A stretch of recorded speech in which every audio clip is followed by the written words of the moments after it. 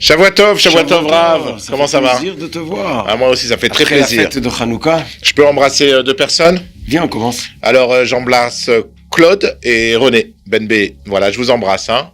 Claude, tu peux mettre le son, s'il te plaît. Tu peux mettre le son. Arrêtez de nous regarder sans écouter. Merci. Alors, qu'est-ce que tu as à nous dire aujourd'hui? J'ai à te dire que j'ai été à un mariage et qu'on est regardé à Sarcelles. À Sarcelles. À Sarcelles, il y a des gens qui m'ont dit on vous regarde de Sarcelles. Alors on embrasse tous les Sarcellois, toute la Tunisie, tout Juan-les-Pins, tout Natania, c'est pareil quoi, Sarcelles, j'en ai pas un Natania. Alors, ben oui, puisque Dieu est un. Et la Torah est une. Voilà. Alors on y va. C'est les blagues ashkénazes. Alors, dis-moi, quel paracha d'abord? Vaïgash. Vaïgash, qu'est-ce qu'il a gâché? Ça veut dire Alors, quoi, Vaïgash. Ça veut dire quoi? Il s'est approché. Il s'est approché. La paracha nous raconte la fin d'une longue histoire qui était compliquée, qui au début de la paracha se complique encore plus et après elle s'éclaircit.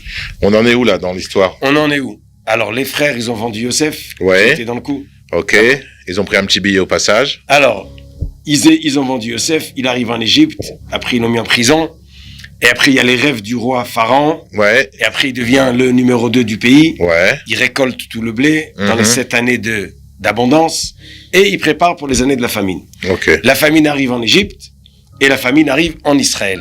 En Israël, Jacob et ses enfants, ils cherchent à manger, donc ils sont descendus en Égypte chercher à manger. Et Yosef, il va leur faire un tour, un coup. Ouais. Il va les amener de la façon, si on peut appeler difficile, en face de la réalité, en face de la vérité. Et à ce moment-là, ils vont devoir, et ils vont le faire, ils vont demander pardon, ils vont s'excuser, Voilà, ils vont comprendre. Oui, il aurait pu se venger. Un homme normal, il aurait pu se venger. Ni Mais se là, venge. ni il se venge, et au contraire, il leur fait du bien, parce qu'il va les mettre au top, quoi. Voilà, Il va les mettre au mais top. ce bien-là, hein, il a un masloul, comment on dit masloul, Des étapes à suivre. voilà, des étapes à suivre bien compliquées. Un chemin. Et la Gemara va nous dire, Oilanu miyom adin, Oilanu miyom atochecha. Oi, ça veut dire attention. Attention du jour du jugement Ouais. dans votre monde et le jour de la remontrance. C'est qu'un homme quitte ce monde, on va lui dire, monsieur, qu'est-ce que t'as fait? Il arrive tout bien, tout content, j'ai fait plein de bonnes choses, et on risque de oi, que ça a l'air d'être oi. Quel est le oi? Et la Gemara nous dit pourquoi? Si les frères de Yosef, c'était si difficile de voir la réalité en face, alors pour chacun, quand il quitte ce monde, ça risque d'être encore plus difficile. Qu'est-ce qui était grave dans l'histoire? C'était même pas la question combien ils ont fauté, ou combien de mitzvot ou d'averot un homme y fait. C'est est-ce qu'il a compris le sens et vers où ça va. L'histoire, elle parle de quoi? Ils arrivent en Égypte, ils disent, Yosef, il dit, qu'est-ce que vous faites ici? On cherche à manger. Il dit, alors pourquoi vous avez venu 10 frères?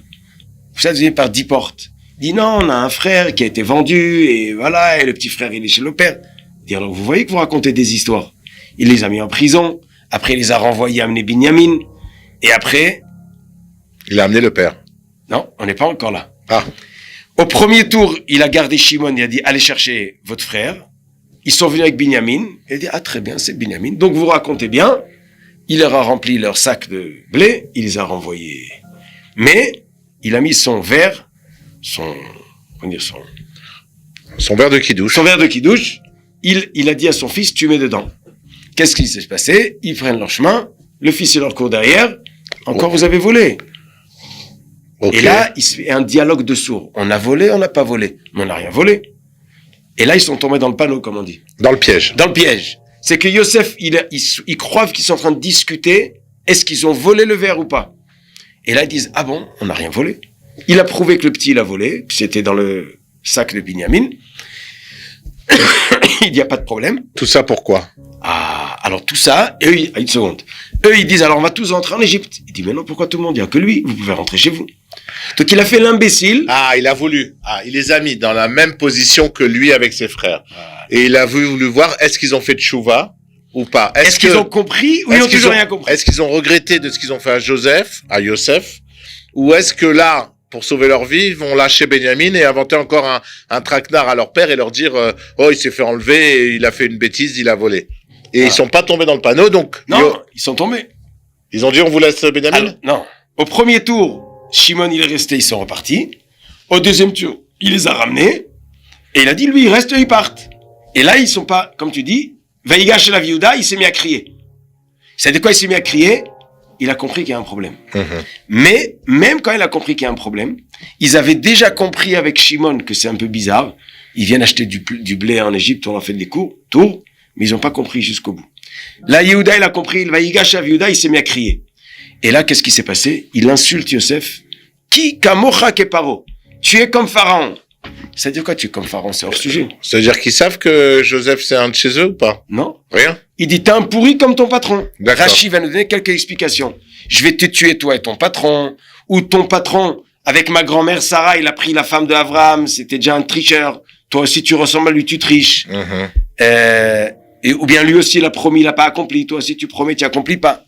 C'est-à-dire que les frères, ils vont pousser la question, est-ce qu'ils dirigent comme il faut? Qu'est-ce qu'ils disent? Toi, tu dis que tu es un dirigeant, tu penses au peuple, tu donnes à manger, tu veux le bien, tu cherches les voleurs qu'ils ont volé, qu'ils ont triché, ou les gens qui sont des espions. Mais c'est pas du tout ça le truc. T'es un tordu, tu penses à toi. Tout ce qui t'intéresse, c'est ton royaume, et tout le reste, c'est à ton service. Donc d'un côté, Yehuda, il comprend qu'il peut pas remonter chez son père. D'un autre côté, il comprend mal la situation. Ok. Et Yosef, c'est exactement ça qu'il voulait. Il dit, vous parlez au nom de la morale. Vous parlez au nom que je suis tordu.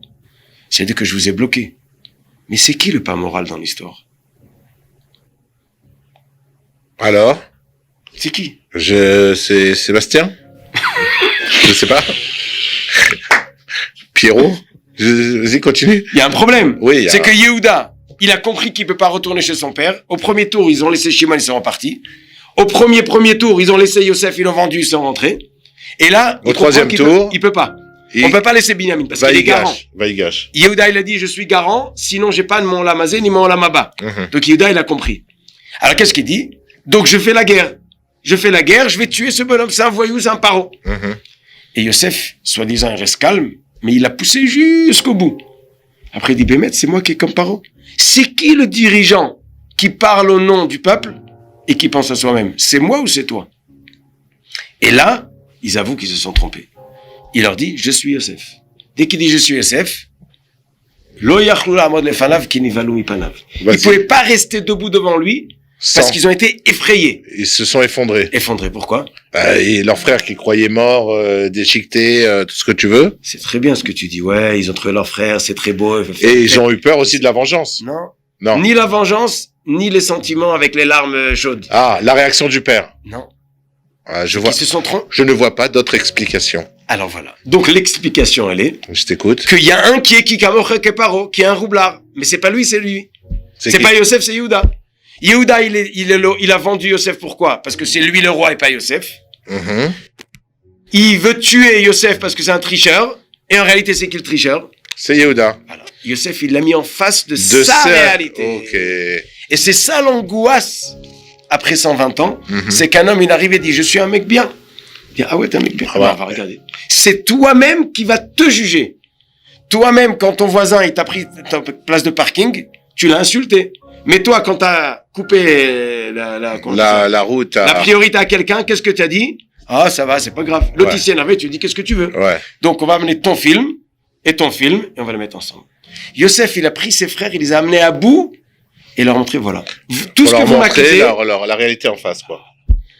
C'est ça la grande chose de cette paracha.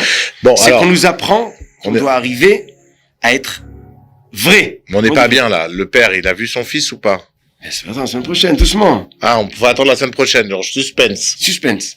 Ok. Mais le vrai suspense, c'est est-ce que ce qu'on fait, on est authentique, ou on dit, on est nickel, on est propre, ou en réalité, on a des idées derrière. Ouais, c'est-à-dire que nous, on se trouve toujours des circonstances atténuantes à nous, mais on n'en trouve pas aux autres, quoi. Voilà. Voilà, donc le travail d'aujourd'hui, ça va être, pour la semaine prochaine, de trouver des circonstances atténuantes aux autres. À tout celui qui est en face de vous, lui trouver des circonstances atténuantes, et un peu moins d'en trouver pour soi-même. Voilà, parce que un jour ou l'autre, ce que tu trouves pas comme circonstance atténuante à ton voisin, ça retombera sur toi.